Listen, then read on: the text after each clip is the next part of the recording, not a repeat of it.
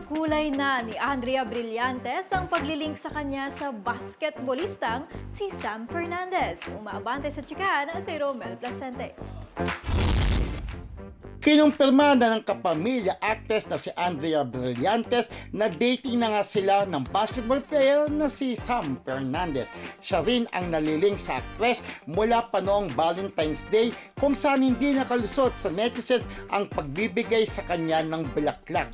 Sa isang panayam, sinabi ni Andrea na open naman daw siya sa pagdidate lalo na 2 years na rin naman siyang walang boyfriend.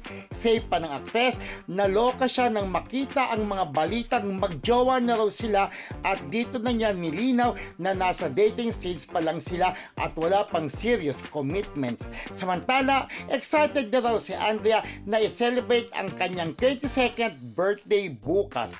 Walang kasing init ang chika. Ako si Romel Placente, ang inyong paboritong hot talker ng Abante Radio. Ito ang balitang mabilis, mabangis at walang mintis.